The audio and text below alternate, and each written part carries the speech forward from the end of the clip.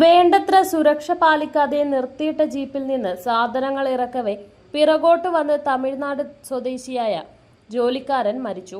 നാമക്കൽ ജില്ലയിലെ തിരുച്ചെങ്കോട് സീതാറാം പാളയം മാങ്കൂട്ടൈപ്പാളയം റോഡിൽ രാജഗോപാലിന്റെ മകൻ മുരളി രാജഗോപാലാണ് മരിച്ചത്.